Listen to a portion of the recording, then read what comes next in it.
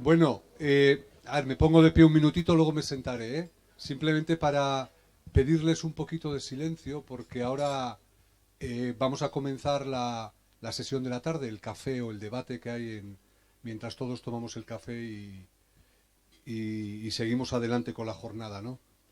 Eh, a mí, como moderador de este debate y representando un poco a los neurólogos que me acompañan, pues me gustaría agradecer a Chus, a la Federación de Burgos, pues la invitación y la posibilidad que nos ofrecen, la oportunidad que nos ofrecen de estar hoy aquí con todos ustedes y disfrutar de esta tarde y compartir también con nosotros, con todos ustedes, lo que pensamos sobre la enfermedad de Parkinson.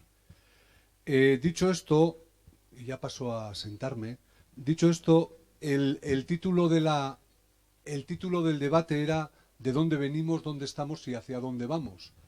Y yo me he permitido modificarlo un poco por varias razones. Primero, de dónde venimos, creo que estando en Burgos, con el Museo de la Evolución justo enfrente, pues todos sabemos muy bien de dónde venimos. Venimos de allí y además venimos de allí en todos los sentidos.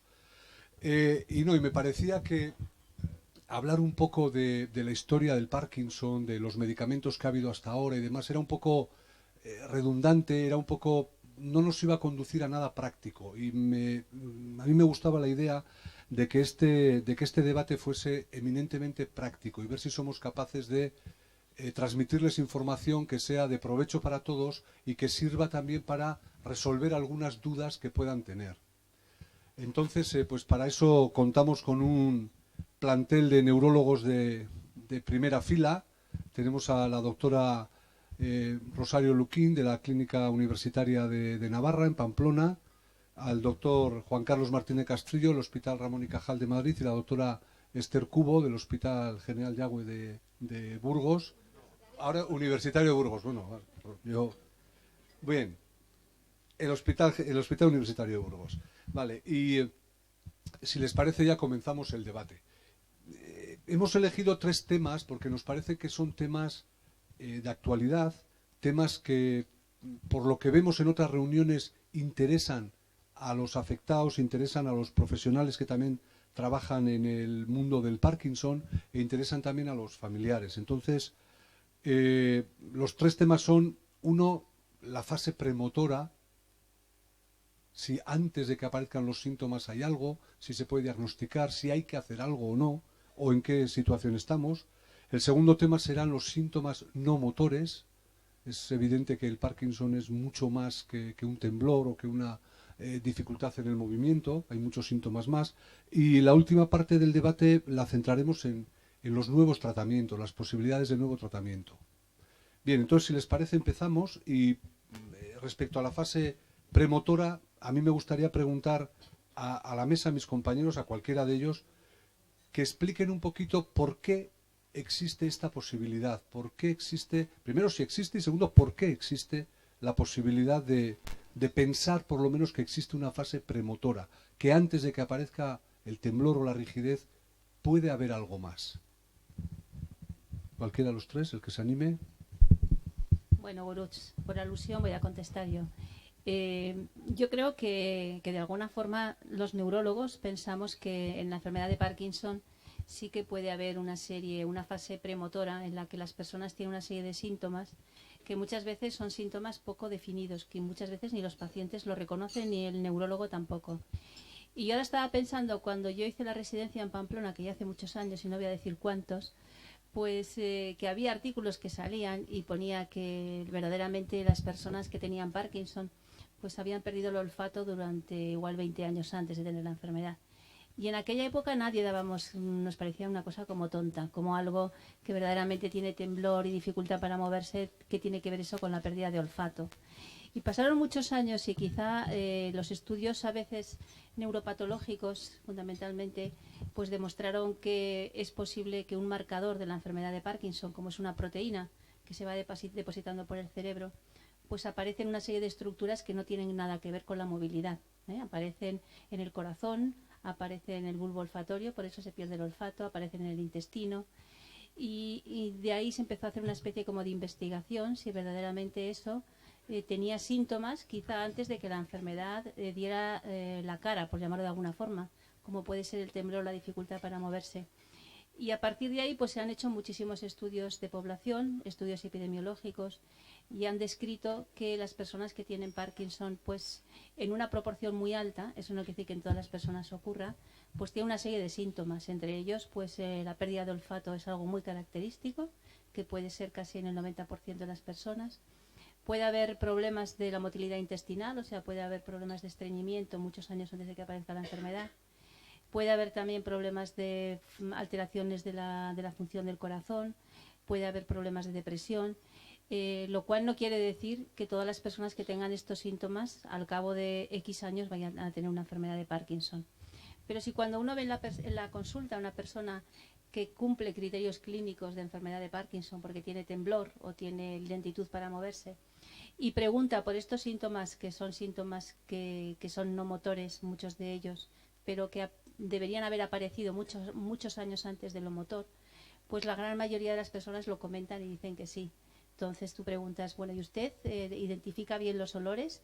Uy, esto yo lo he hecho siempre fatal, o sea, desde hace 20 años y yo no distingo los olores. ¿Es usted estreñido? Uy, sí, yo verdaderamente desde hace muchos años tenía estreñimiento. Pero claro, si uno dice, todas las personas que pierden el olfato y son estreñidos van a hacer una enfermedad de Parkinson, pues eso no es así.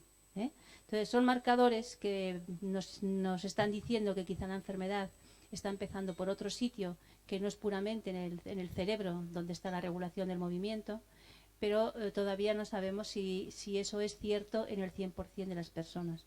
Porque si esto fuera así, si fuera así en el 100% de las personas que tienen la enfermedad, sí que nos podría ayudar a establecer como si dijéramos un recorrido de dónde es la enfermedad, por dónde empieza, cómo va siguiendo, pero en todas las personas esto no es así, con lo cual es útil para algunas personas y no es útil para otras. Y fundamentalmente a mí, verdaderamente lo que me parece que puede ser muy útil es para es el estudio de poblaciones en riesgo de desarrollar la enfermedad. Porque si las personas tienen una combinación de todos estos síntomas, tienen un riesgo más alto de tener la enfermedad que si no tiene estas características. O sea, si una persona tiene pérdida de olfato, es estreñida, es deprimida, tiene una depresión, pues tiene una probabilidad alta, más que la población normal, de que haga una enfermedad de Parkinson. Entonces, si todos pensamos que vamos a tener moléculas que de alguna forma van a parar la enfermedad o que la pueden incluso curar, en la medida en que sepamos identificar poblaciones de riesgo mucho antes de que empiece la enfermedad, pues será una cosa muy importante, porque tendremos algo que ofrecer a aquellas personas que sabemos que tienen una probabilidad alta de desarrollar la enfermedad. Nos va a servir para esto y también nos va a servir para conocer cómo progresa la enfermedad, por dónde empieza y verdaderamente cómo va siguiendo. Yo creo que son interesantes. Y hay datos experimentales y en animales que demuestran que esto puede ser así. Hay un estudio que lo ha hecho un investigador español que vive en Alemania, al que le ha ido dando por la boca a una rata un tóxico que si se lo da en el cerebro produce una destrucción de las neuronas dopaminérgicas de su cerebro, pero si se lo da también por medio de una sonda y va llegando al intestino, lo que demuestra es que lo primero que se afecta es el intestino, con lo cual el ratón hace un problema de alteración de la motilidad intestinal, y si sigue dándole por vía oral, porque le da por la boca este mismo tóxico, al cabo de X meses el ratón tiene una pérdida de las neuronas dopaminérgicas. Es como si la enfermedad entrara por el intestino y fuera subiendo de alguna forma hacia el cerebro. Entonces, esto es muy interesante desde el punto de vista de la progresión de la enfermedad. O sea que a mi modo de ver, yo sí creo que existe una fase premotora de la enfermedad y creo que puede ser muy útil para entender cómo progresa la enfermedad y para identificar poblaciones que pueden estar en riesgo en un futuro de tener la enfermedad. Yo pienso así. Bien. Juan Carlos, si quieres añadir algo, y luego Esther. Bueno, no tengo mucho más que añadir. Quiero decir que verdaderamente no solamente la fase premotora. Primero, yo diría que probablemente, como todos ustedes estamos hablando, seguramente entre ustedes mismos y sus familiares, la enfermedad de Parkinson es muy heterogénea y es diferente un poco según las edades que empiecen, ¿no? Y este modelo de progresión premotora es más en personas más jóvenes generalmente que se inicia la enfermedad. Pero hay una serie de cosas que tenemos que aprender. Uno, si existe esta progresión, cuáles son las personas que están en riesgo y que la desarrollan, y cuáles son las que están en riesgo y no las desarrollan, porque es tan importante una cosa como la otra, para intentar prevenir la evolución de la enfermedad. Y en el segundo aspecto, y ligando con la última parte que hablaremos, es si esto es que va avanzando, porque esta fase premotora tiene una serie de síntomas que hacen que la enfermedad vaya a más desde estos pequeños síntomas que van increciendo, cómo poderla parar en algún momento, que es el futuro de intentar frenar la progresión de este trastorno que contaba Charo Lukin, de la progresión de estas proteínas que van, entre comillas, como infectando o modificando la estructura proteica de unas neuronas a otras y hace que la enfermedad vaya avanzando. Bien, gracias Juan Carlos. Esther.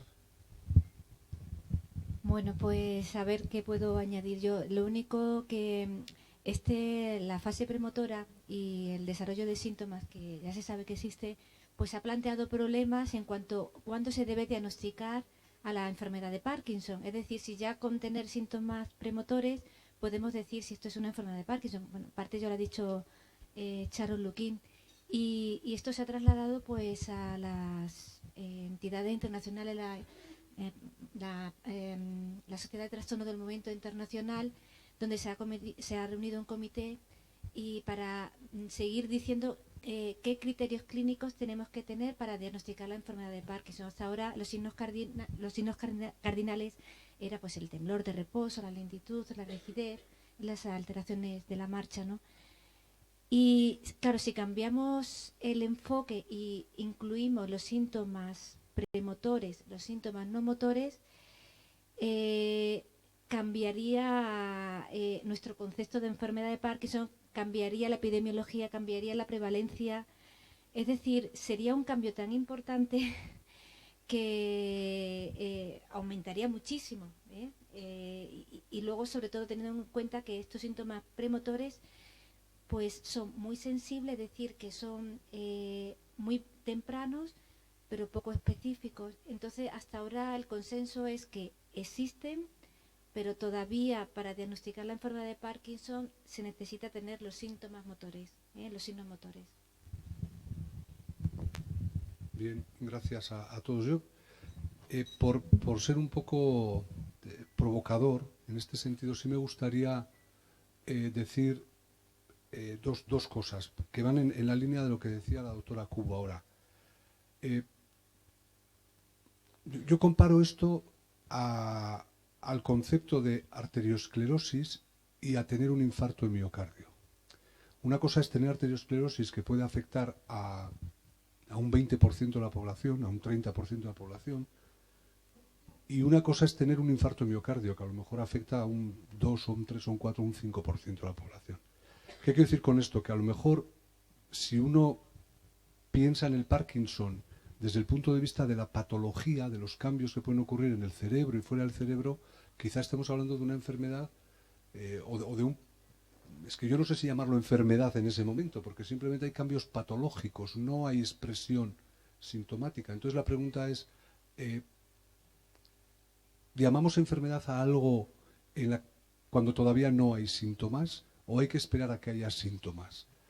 Y me atrevo a decir cuando todavía no hay síntomas, porque los síntomas por los que reconocemos a la fase premotora son síntomas, como decía Charo, son síntomas muy inespecíficos, como la pérdida de olfato, el trastorno de conducta en fase REM, o la depresión o el estreñimiento. Son síntomas que afectan a muchísimas personas y, sin embargo, muy poquitos acaban desarrollando una enfermedad de Parkinson. Es decir, quiero decir con esto que el riesgo de equivocarse, quizá en un momento determinado, estimando o prediciendo lo que va a ocurrir con una persona, es altísimo. Entonces, todavía hay que... claro, detrás de todo esto que hay mucha incertidumbre todavía, porque las cosas no están claras, porque si todo fuese al 100% estaríamos hablando de otra cosa. Claro, el premio que hay detrás de todo esto es muy gordo, es un premio muy importante, que es la capacidad de tener una ventana de unos 15 o 20 años en las que uno se puede plantear aplicar tratamientos que realmente pudieran frenar la aparición de los síntomas motores. Estaríamos hablando de una terapia neuroprotectora realmente eficaz. Entonces, por esto quiero decir que es un área que, por supuestísimo, que hay que seguir investigando, es un área prioritaria de investigación, pero que también hay que ser muy cautos a la hora de plantearse un poco el realizar un montón de estudios y un montón de cosas. O quizá me equivoco. Yo creo que una cosa que es muy importante y que verdaderamente yo creo que deberíamos esforzarnos en saber, o sea, nosotros estamos hablando de que una serie de síntomas no motores son típicos de personas que van a tener un Parkinson en un futuro. Pero, como decía también Guruch, todo esto se basa en estudios patológicos en los que encuentran una proteína que está en un sitio concreto y dicen, vale, esto está aquí, esto quiere decir, por ejemplo, que el intestino no funciona y esta persona tenía estreñimiento.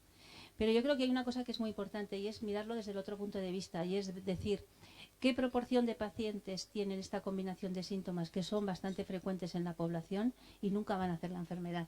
Porque eso nos va a decir exactamente cuánto de específicos son esta combinación de síntomas. O sea, cuántas personas hay depresivas en las consultas de los psiquiatras. Hay muchísimas. ¿Cuántas de estas van a hacer una enfermedad de Parkinson? Pues igual muy pocas. O muchas, no lo sé. O si la combinación de pérdida de olfato, depresión y otra serie de síntomas, ¿en qué porcentaje hacen una enfermedad de Parkinson en el futuro? Que parece que puede ser por ahí. Pero sobre todo es interesante, yo creo, saber cuáles no van a hacer nunca una enfermedad de Parkinson, para saber exactamente la especificidad que tienen estos síntomas. Porque estamos hablando también de síntomas que son relativamente frecuentes en una población, con lo cual igual estamos dando una importancia y un valor que no es tan específico como lo que parece, en un principio parecía.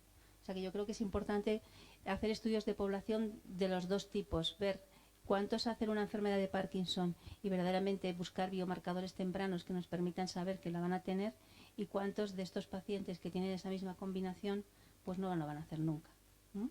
Porque por eso yo creo que con eso quizás sepamos un poco más de lo que sabemos ahora, porque vamos a ver, hay muchísima gente que es estreñida y que está deprimida. ¿Eso quiere decir que van a hacer una enfermedad de Parkinson? Pues igual no. Entonces también va a ver un poco cuál es la combinación mejor y cuánto de específico es esto en la enfermedad. Es un poco lo que tú dices, cuántas personas tienen una placa de ateroma en la coronaria y nunca hacen un infarto, ¿no? Porque es relativamente frecuente.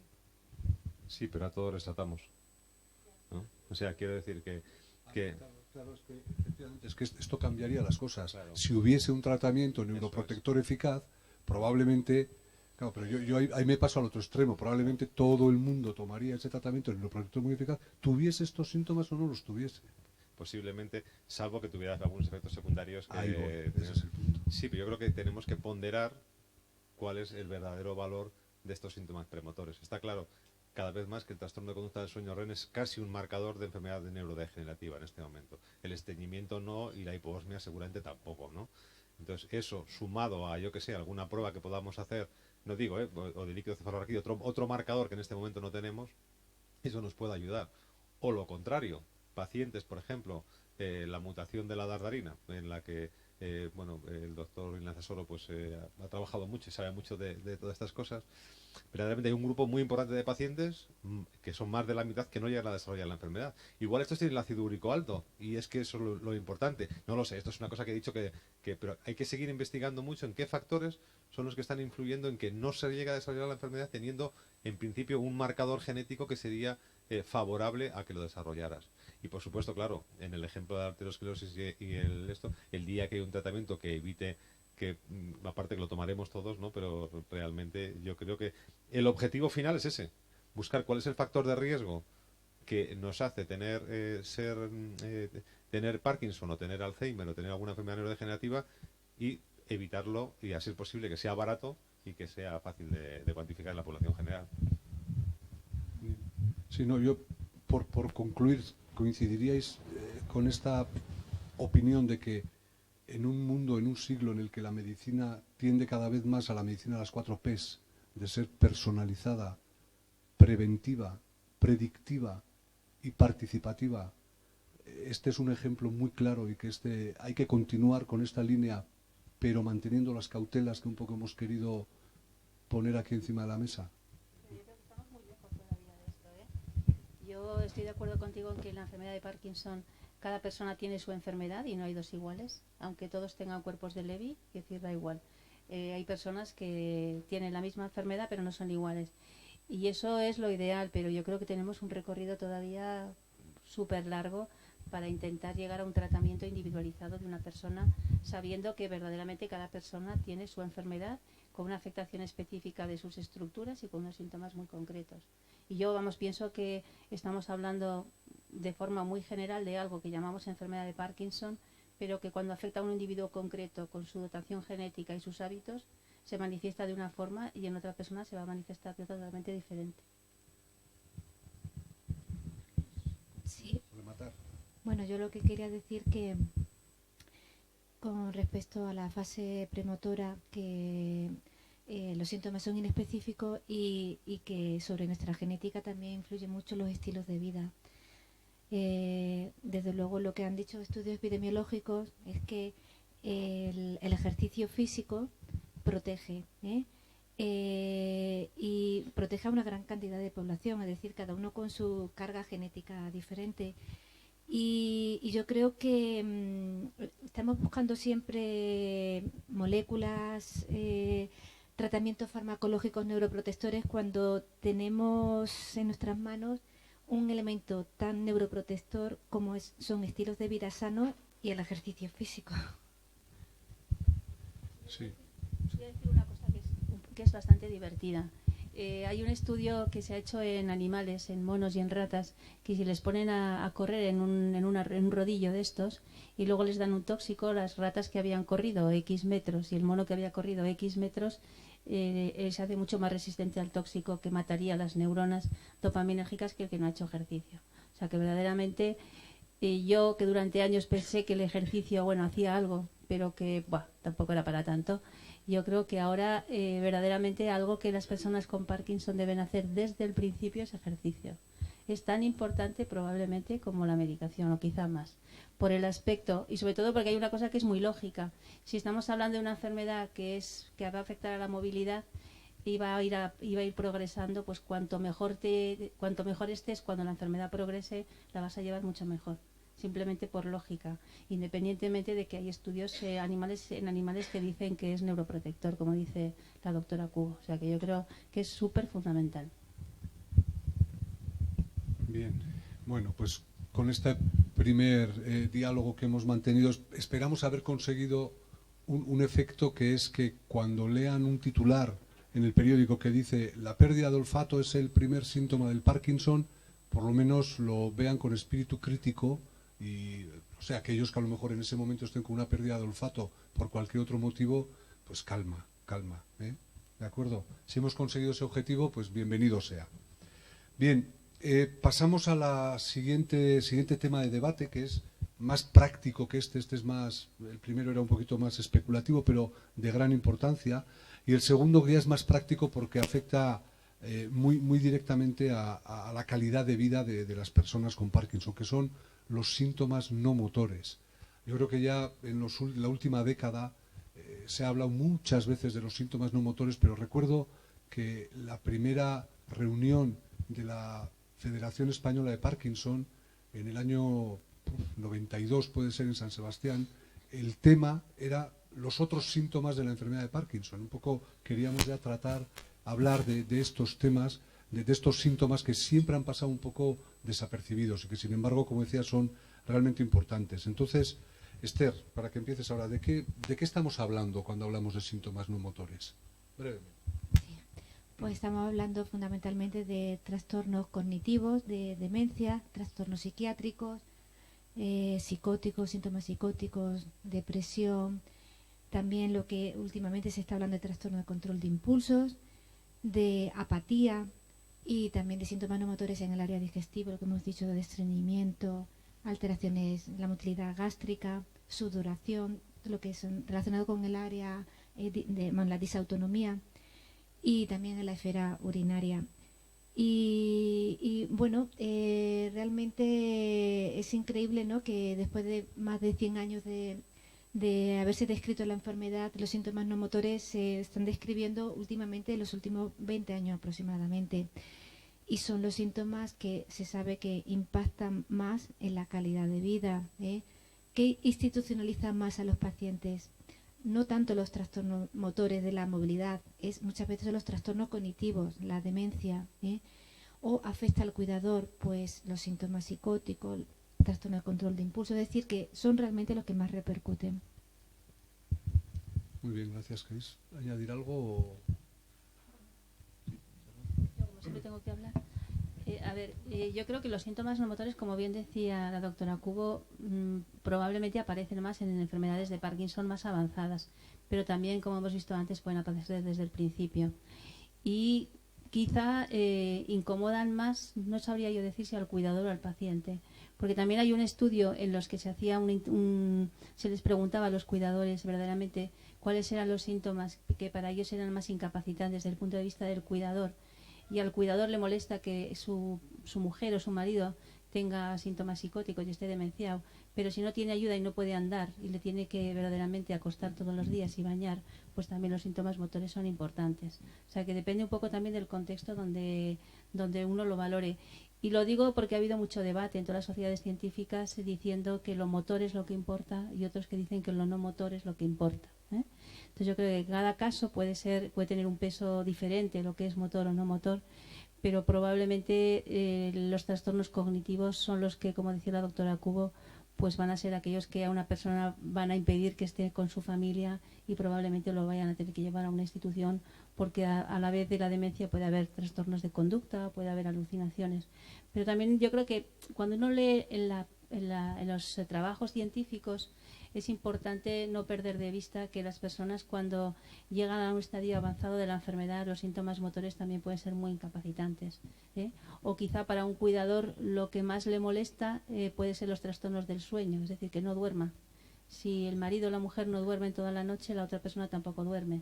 Entonces eso es un síntoma no motor, como es el trastorno del sueño, que incomoda tanto a la familia como a la persona que lo sufre.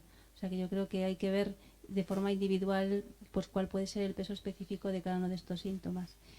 Y quizá tenemos también un hándicap importante, y es que tenemos síntomas, o sea, cosas o tratamientos que mejoran la movilidad, pero para los síntomas no motores no hay tantos tratamientos. Quizá por eso el peso que tienen, o se le ha prestado ahora más atención para intentar buscar una solución, tanto desde el punto de vista de tratamientos o de otros tipos de terapias que puedan ayudar a estos pacientes. Porque para lo motor pues tenemos nuestras cosas que van relativamente bien. Hoy decía Lola que cuando le diagnosticaron Parkinson, dice, no sabía, tenía dudas, ¿no? Llego a casa y de repente me encuentro con que me han puesto rasagilina, me parece que has dicho, y digo, bueno, sí, y ya está, ¿no? Yo supongo que esa angustia, ¿no? Que seguro que es seguramente el primer síntoma no motor que surgiste, que tuviste ese primer día, es algo verdaderamente frecuente. Quiero decir que hay una serie de síntomas no motores que están muy relacionados con el inicio de la enfermedad, como son la ansiedad, la depresión y seguramente el cansancio y los trastornos del sueño. Y luego otros, y bueno, también dicen que más frecuente de todos es el estreñimiento y la hinchazón del estómago, y a veces la dificultad para orinar, sobre todo más en los hombres, ¿no? Y a medida que avanza la enfermedad empiezan a aparecer otros síntomas no motores que son quizás más graves, pero es cierto que estamos ya hablando de la parte final de la enfermedad, sobre todo me refiero a la demencia, etcétera, que es pues generalmente un síntoma bastante tardío. Y ahí sí que podemos incidir. Quiero decir que intentar, o sea, bien con psicoterapia o bien con tratamiento antidepresivo o lo que sea, sí que debemos de buscar esos síntomas para tratarlos. Porque si hay algo que influye muchísimo en la calidad de vida, es la depresión. Por muy bien que esté uno anímica, o sea, de punto de vista motor, etcétera, si estás deprimido, difícilmente vas a percibir que tienes una mejora. Entonces creo que la depresión sí que es uno de los síntomas motores, que está claro que es el que más influye en la calidad de vida, debemos de perseguirlo siempre. Sí. Bueno, es que la demencia aparece a final de la más avanzada la enfermedad, pero realmente el enfermo de Parkinson desde el inicio tiene un cambio de conducta, de comportamiento, ¿no? Y creo que eso socialmente, incluso familiarmente, causa muchísimos problemas, que luego, lógicamente, esos problemas son los que te afectan el motor, ¿no? Porque todo nos afecta a todo, pero yo creo que realmente los cambios de conducta y de comportamiento aparecen desde el principio. Lo que pasa es que muchas veces el enfermo no lo dice, ¿no? Y entonces yo creo que ese es el problema, que creo que hay que empezar a trabajar desde el principio, ¿no? Mi opinión. Sí, lo que pasa es que el trastorno de conducta es difícil a veces de poderlo percibir por parte primero del paciente de manifestarlo, y sí que la familia es la que lo cuenta generalmente de forma tardía, ¿no? Pero sí que hay que incidir en eso. Es verdad que a veces el trastorno del comportamiento incluso a veces se ve como síntoma premotor, incluso, ¿no? Que hay una personalidad premórbida, que antes hablaba la doctora Lukin sobre eso. Pero sí que es algo que también hay que intentar. Y yo creo que es una parte en la que no tenemos mucho tiempo los médicos a veces para dedicar, y que nos parece muy importante, ¿de acuerdo? Porque no vamos a pensar que nos gustaría tener un poco más de tiempo para dedicar para hablar de todos estos temas, y seguramente a veces los tratáis más o bien con la enfermera que se dedica al Parkinson, o bien con el psicólogo, el neuropsicólogo que tenemos, pero que es algo que creo que es muy importante, sí.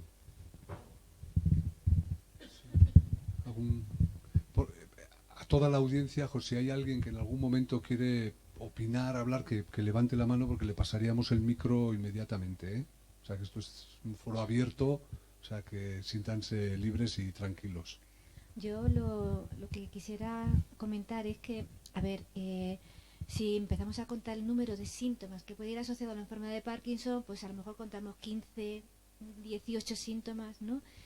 Entre motores y no motores. Pero realmente lo más importante es preguntarle siempre al paciente y al cuidador qué es lo que más te impacta, qué es lo que más te molesta, lo que te produce más repercusión funcional en tu vida diaria. Y realmente tendrás siempre mejor éxito en tu tratamiento, o cumplirás más las expectativas del paciente cuando realmente estás tratando lo que al paciente le resulta más importante.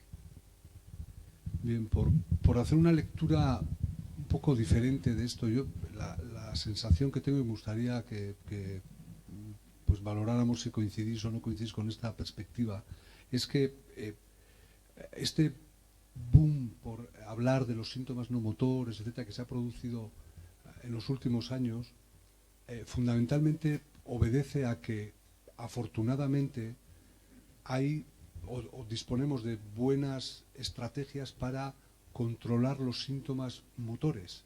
Hace 20, 25 años la gran preocupación que todos teníamos era intentar eliminar las discinesias, intentar corregir la distonía, intentar eliminar el temblor, mejorar la bradicinesia, porque no teníamos tantos fármacos como los que tenemos ahora. Afortunadamente, ahora la parte motora se controla razonablemente bien, no en el 100% de los casos, pero sí en muchos casos. De hecho, no hay más que mirar a la audiencia, que es muy, muy, muy diferente a lo que vivíamos hace muchos años cuando había una reunión sobre la enfermedad de Parkinson, en el que había otro tipo de problemas, ¿no?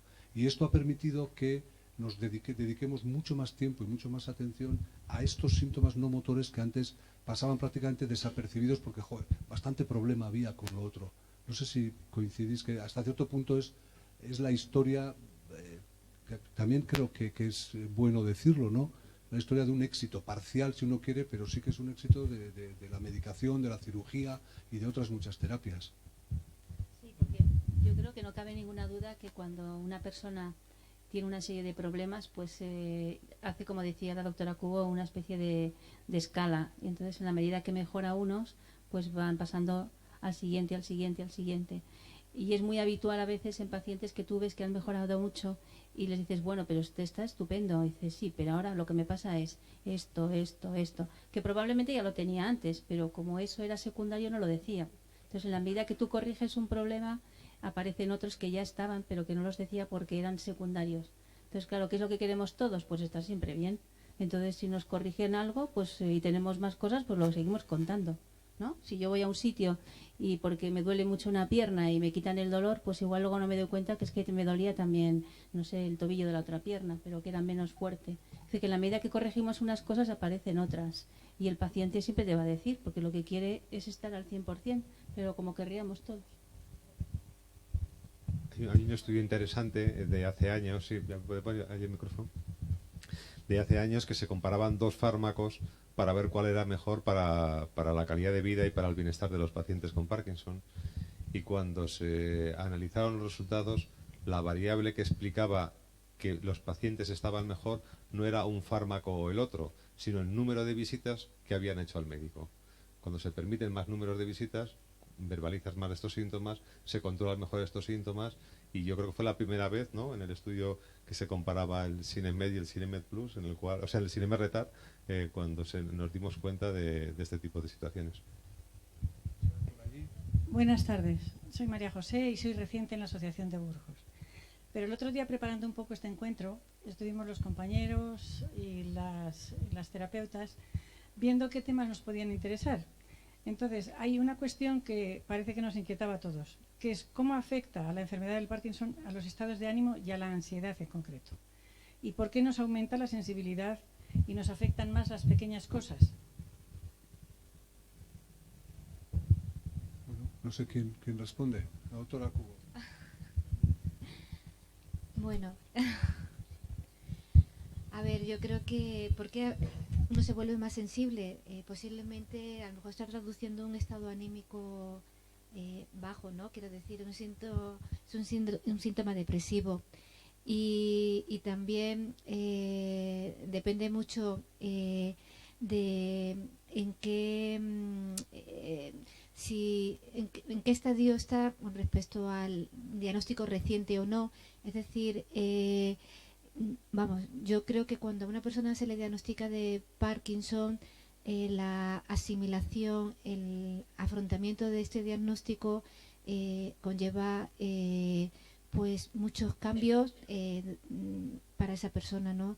Desde el punto de vista también de autoestima, de encontrarse a sí mismo dentro de la vida familiar y del entorno laboral.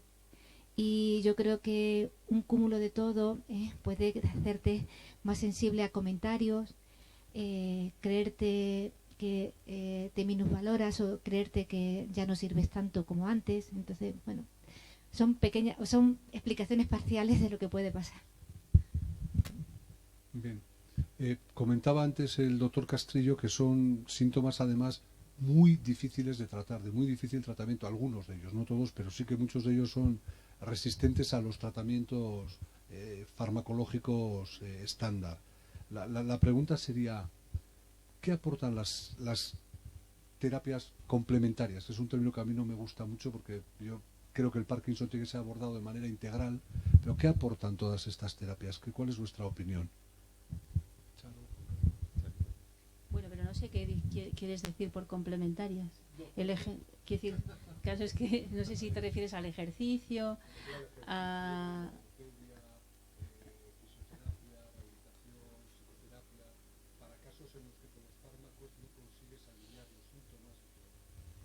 Hombre, yo creo que cada vez existen incluso más evidencias científicas que todas estas terapias, como puede ser la fisioterapia, incluso la terapia cognitiva, o lo que puede ser también, bueno, pues tratamientos de la devolución o de la dificultad para hablar, son muy eficaces.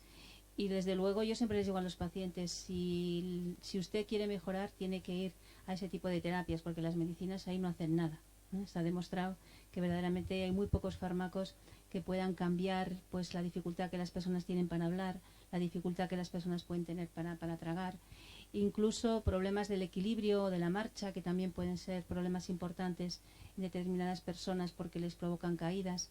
Pues yo creo que toda esta serie de síntomas necesitan un tratamiento integral, en la que verdaderamente tiene que estar un poco el neurólogo el que organice los tratamientos, pero necesita del apoyo de otras personas porque no lo va a poder hacer. Necesita contar con un logopeda, necesita un fisioterapeuta, necesita un equipo multidisciplinar, una enfermera que de alguna forma organice un tratamiento que no solamente son los fármacos, sino que tiene que ir mucho más allá.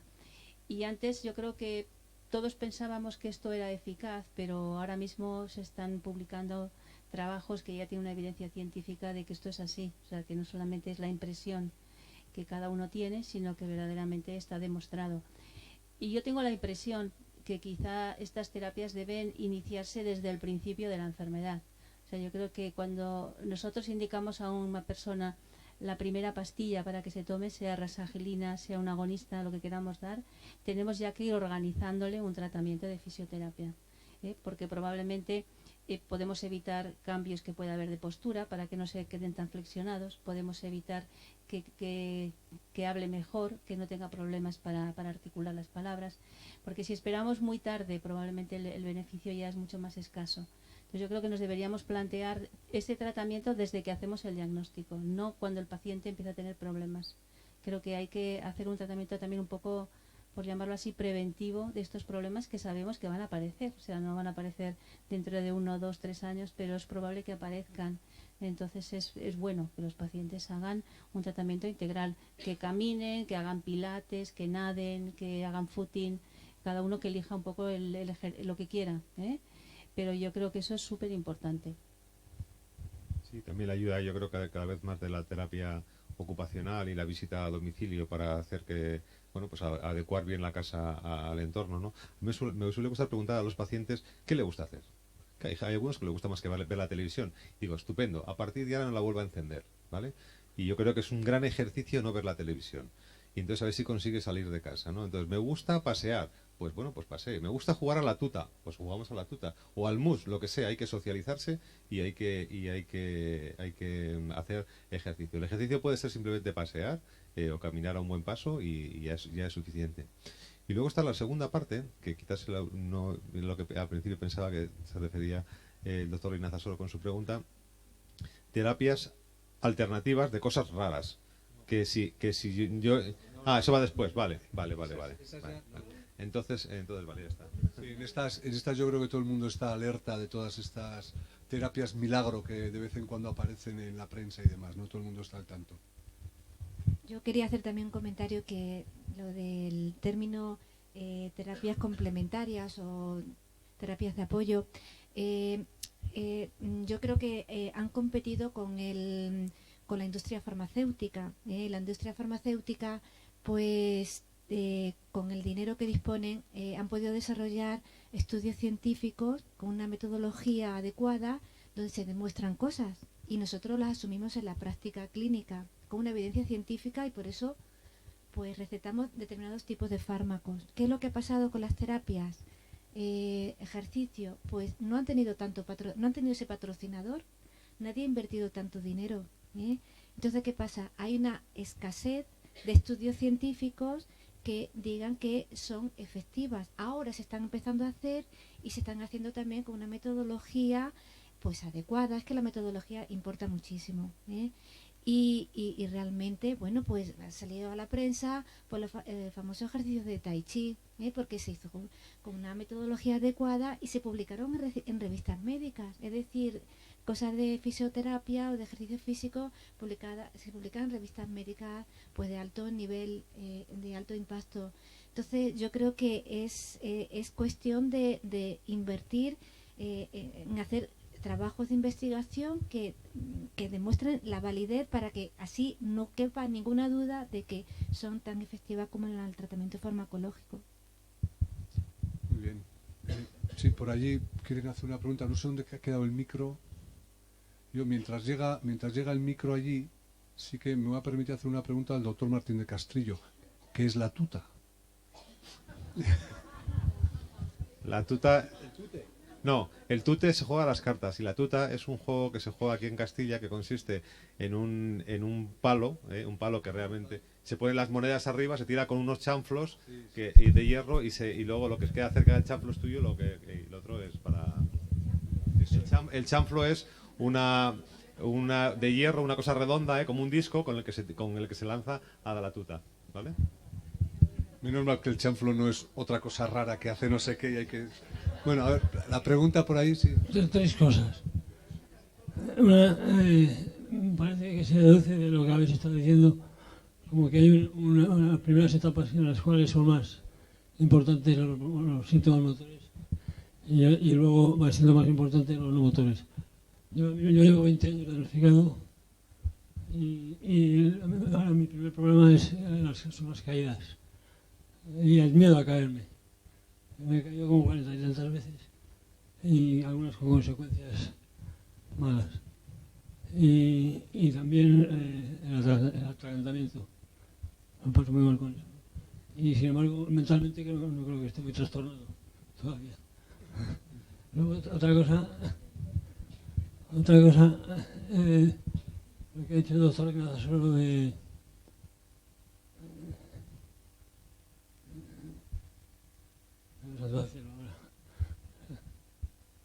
Bueno, así, del auditorio, de la apariencia del auditorio, que la gente no se mueve. Y me doy cuenta que soy el único que se mueve un poco, ¿no? Eso que hoy no tengo mal día. No tengo muchas discriminaciones. Una última cosa. Si mañana descubren una pastilla que cura el Parkinson, doctor Ignacio Soro, ¿usted piensa que la iban a comercializar? Sin ninguna duda, sí. Así de repente. Sí. No lo dudes que la sí. industria farmacéutica se va a hundir. No, jo. Ojalá se hundiera la industria farmacéutica por curar todas las enfermedades que hay en el mundo. Ya vendrían otros problemas, no te preocupes. Ya surgirían otros problemas. Pero yo creo que si realmente, que es de lo que vamos a hablar ahora, de los nuevos tratamientos, no de esa pastilla que todavía que sepamos no existe, pero si realmente hubiese un tratamiento curativo, vamos, yo creo que esto se sabría al minuto 1, vamos, sin ninguna duda, sin ninguna duda.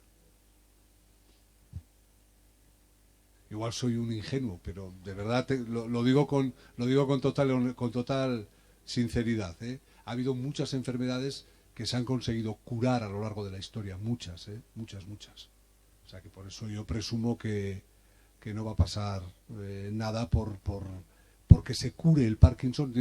No va a pasar nada a la industria farmacéutica porque se cure el Parkinson. Ni a los médicos que nos dedicamos a eso, que mucha gente suele decir, ¿vosotros qué vais a hacer? Joe, no te preocupes, que ya buscaríamos otras faenas. Jugaríamos, mira, a la tuta con los chanflos. Bueno, vamos a dedicar los últimos 10 minutos a los nuevos tratamientos, ¿no? Juan Carlos, ¿qué nuevos tratamientos se vislumbran en el futuro inmediato? Así de aquí a poquito. Poquito en medicina son 3-4 años, ¿eh? Bueno, pues la verdad es que ahora, en este momento, estamos con tratamientos basados en el modelo que conocemos, que es el modelo de que faltan o están alterados la neurotransmisión en las neuronas y poco más estamos empleando.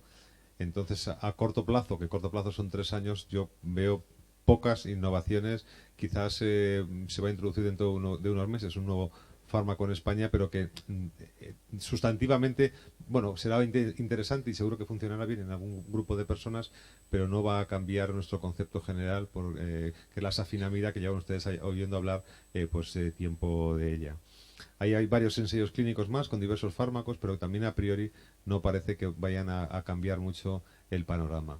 ¿Qué es lo que yo creo que tiene que pasar?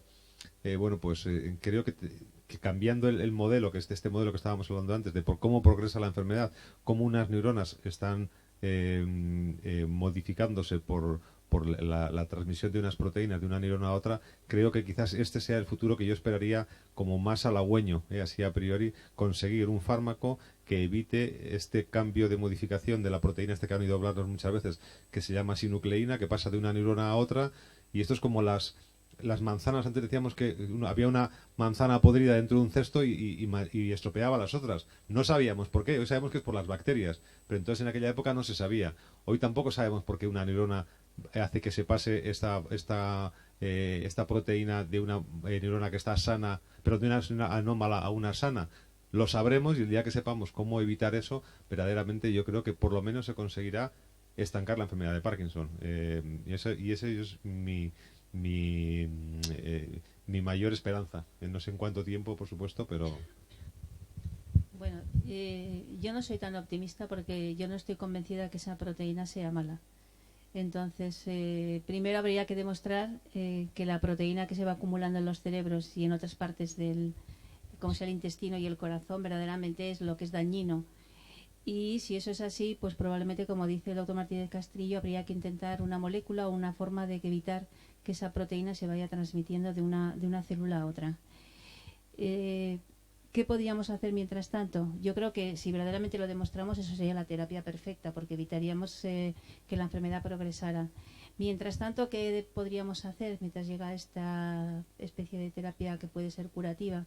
Pues quizá intentar conseguir que las células que todavía estén en el cerebro no se mueran, para que verdaderamente el paciente esté más años mejor. Yo siempre les digo a mis pacientes, cuando uno diagnostica a una persona que tiene un Parkinson, ahora se diagnostica relativamente temprano. Si tuviéramos algo que pudiéramos darle a esa persona para que su enfermedad se quedara como está, eso sería un logro impresionante, ¿eh? Y no estaríamos hablando de curarla, pero probablemente sería un logro muy importante, porque hacemos el diagnóstico muy pronto y podríamos dar algo. Entonces yo creo que quizá es más fácil pensar que podamos dar alguna molécula que haga que esas células o se mueran más lentamente, que intentar ir a los mecanismos moleculares que haga que la enfermedad se pare, ¿no? Yo, que soy bastante optimista, pienso que dentro de las terapias, si me lo iba a preguntar el doctor Linaza Soro luego seguro, una de las terapias más novedosas y que ya hay datos en Estados Unidos que indican que puede ser realidad es la terapia génica. La terapia génica lo que se utilizan son vectores, que pueden ser muchas veces son virus, en los que uno en el laboratorio les quita todo aquello que les hace infectar y ser dañinos, y les mete un trozo, que es un trozo de DNA o un gen, que queremos que nosotros lo pasemos a una célula del cerebro. Si nosotros en el virus ponemos un trocito de DNA que corresponde al gen que fabrica dopamina en las células dopaminérgicas, cuando el virus infecte las neuronas del cerebro, al infectar le pasa esa información genética y conseguimos que esas células empiecen a fabricar lo que queramos. Eso hasta ahora no se ha conseguido de forma muy eficiente, pero hay estudios que se han hecho en Estados Unidos que indican que esa técnica es segura, porque nadie de los que estamos aquí nos dejaríamos meter un virus en el cerebro, porque pensaríamos que nos íbamos a morir de una encefalitis, ¿no? Infectado. Se ha demostrado que esta técnica es segura, que se consigue que ese gen se exprese durante mucho tiempo en el cerebro. Por lo tanto, son terapias que yo creo que probablemente serán las que primero estarán disponibles dentro de todas estas novedades que puede ser la terapia génica y la terapia celular, que es de lo que se habla. Salió ahora 1 año y medio así también un estudio que lo habían hecho en Francia, intentando modificar el funcionamiento de las células del cerebro, y aparentemente son técnicas seguras, que es lo que siempre da miedo. Entonces yo creo que probablemente la terapia génica puede ser algo que en poco tiempo lo podamos tener para los pacientes que tengan enfermedad de Parkinson. Yo sé que vosotros no creéis en la terapia génica, ¿eh? Por eso. Entonces siempre estamos en la misma discusión. Bueno, no cree que sea algo, ¿verdad, Juan Carlos? Pues venga, discutir. No, quiero decir que yo me encanta la terapia génica y es algo que... Pero estoy tan frustrado por una enfermedad en la que sabemos que antes de nacer los niños van a padecer la enfermedad y no podemos hacer nada, y lo sabemos hace un montón de años, y luego para no poder hacer nada en esta enfermedad, que es la enfermedad de Huntington. Y esto de los virus, es verdad que hemos visto varios ensayos clínicos y algunos de ellos se han parado, se ha hecho el proof, o sea, que aquello no es perjudicial, pero luego están parados y no les veo que avancen demasiado. Luego, por otro lado, a veces lo que conseguimos es meter material para que las neuronas produzcan dopamina, pero dopamina ya damos nosotros desde fuera bastante bien. O sea que, no sé, yo tengo mi ambivalencia con la terapia génica. Me gustaría ser tan optimista como tú en eso. Lo que pasa es que yo creo que dentro de la terapia génica quizá los estudios se han orientado a hacer que las células fabriquen dopamina. Igual eso no es lo real. Quizá el sitio donde se puso el vector no era el correcto, porque se puso en un sitio donde no se podía transportar. O sea, yo creo que lo que yo quiero decir es que una terapia que a priori parecía que iba a ser muy peligrosa, porque supone colocar virus en el cerebro de una persona, ahora mismo se ha demostrado que es una técnica segura. Yo creo que eso es lo único que podemos decir ahora de la terapia génica en la enfermedad de Parkinson, porque los estudios que se han hecho en pacientes no han salido lo bien que se esperaba. Pero por lo menos sabemos qué tipo de virus podemos poner y sabemos que es una terapia eficaz. Quizá, pues los estudios que se hicieron, a mi modo de ver, de forma muy prematura, cuando todavía no se sabía muy bien cómo funcionaban esos vectores en animales de experimentación, que es lo que se debería haber hecho antes. O sea, que algo hemos aprendido, y quizá si en un futuro se hace otro ensayo con terapia génica, habrá que buscar muy bien en qué parte del cerebro se quiere poner el vector, qué tipo de proteína queremos que fabriquen las células o que no fabriquen, porque todos pensamos que vamos a hacer que fabriquen algo cuando igual es mejor que no la fabriquen. Pero yo creo que es un arma que nos va a permitir controlar muy bien en qué zona del cerebro queremos que se fabrique una proteína. Esa es la gran ventaja. Yo con esto no vamos a curar la enfermedad, pero a mí me parece que puede ser una forma mucho más ordenada de administrar un medicamento que simplemente dando pastillas. Yo soy más optimista. Yo, ¿cómo no voy a creer en esto si nosotros nos dedicamos a fabricar vectores virales. Nosotros nos dedicamos a fabricar los cochecitos que llevan luego el gen y transportan todo esto adentro de las neuronas, ¿no? Yo creo que Charo lo ha resumido muy bien, ¿no? La gran lección que tenemos que aprender de la terapia génica es que, primero, que es factible, parecía una cosa como de ciencia ficción, que se pueda corregir un defecto genético, y segundo, que es seguro. Que la terapia génica se lleva pensando y utilizando desde los años 70 y 80. Lo que pasa es que inicialmente hubo problemas muy serios, se paró la terapia génica y ahora se ha vuelto a reiniciar ensayos en terapia génica, no solo en Parkinson, en otras muchísimas enfermedades. Ya hay personas que llevan terapia génica por más de 10 años sin que ocurra ningún efecto secundario, y esto ya da pues una señal de que realmente pues se pueden aplicar con tranquilidad. Y todo lo que sea de aquí en adelante será mejorar las técnicas que hay ahora. Por lo tanto, yo cada vez tengo más confianza en la terapia génica, porque si estamos en la era de la medicina genómica, si somos capaces si hemos identificado el genoma, si cada vez vamos a aprender más cómo funciona el genoma, y sabemos que eso tiene mucho que ver con el origen de muchas enfermedades, si fuésemos capaces de hacer esa cirugía fina del genoma, bien con edición génica o lo que sea, es un camino muy, muy lógico y muy sensato para seguir adelante. Ese, y lo mismo que la terapia celular, ¿eh? Si hay células que enferman y mueren, sustituyámoslas. Igual que se trasplanta un corazón, pues una sustancia negra no deja de ser más que un corazón en miniatura, dicho en cuanto a estructura, ¿no? de células, de tejido intercelular, etcétera. Entonces, me parece que simplemente es una cuestión de posibilidad técnica, y eso sí que lo vamos a tener, y hay cosas como la nanotecnología, las ingenierías de tejido y todo eso aportarán mucho también en el futuro. Esther. Yo soy muy optimista porque la verdad que el ritmo de investigación que se está haciendo en la enfermedad de Parkinson es tremendo.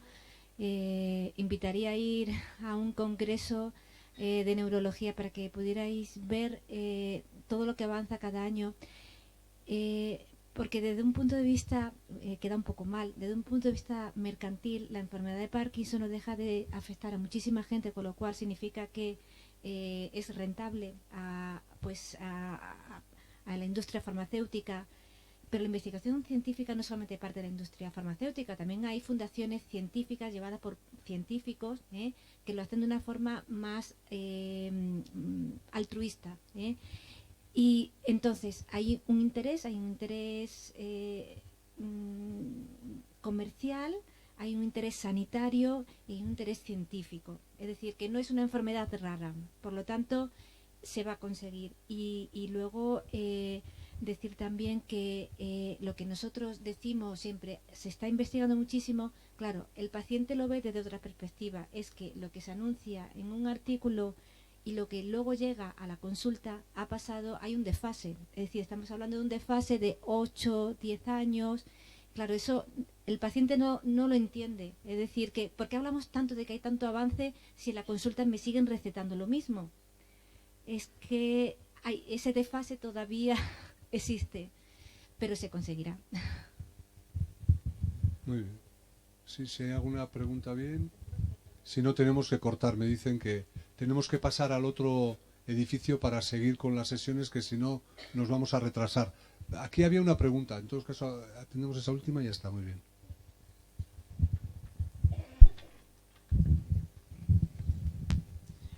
¿Qué sabemos del factor hereditario?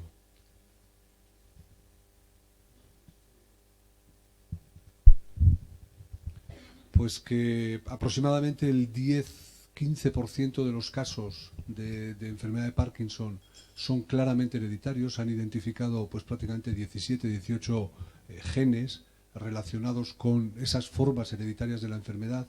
El 85 o 90% restante son casos esporádicos, en los que la herencia juega un papel de susceptibilidad. Aumenta el riesgo de padecer la enfermedad, pero no determina el padecer la enfermedad. De hecho, ni en las formas familiares el gen determina que uno va a sufrir la enfermedad, como decíamos antes con la dardarina y con otros genes, ¿no? Por lo tanto, el factor hereditario es un factor de susceptibilidad que se debe de conjugar con algún factor ambiental, endógeno o exógeno, que en este momento se nos escapa. No está en nuestra mano ahora mismo modificar el genoma. Sí está en nuestra mano modificar el ambiente y poner el ambiente a nuestro favor. Y aquí quiero volver a incidir en lo que en el mensaje de antes, ¿no? Ejercicio físico y una vida saludable, que eso sí que son nuestra manera. Luego cuidar el cerebro al máximo, controlando la tensión arterial, controlando la diabetes, no fumando, etcétera, etcétera, ¿no? Y esta receta sí que al final pues puede de alguna manera intentar frenar lo que el peso genético pueda tener. Bueno, si les parece damos por concluida la sesión y pasamos al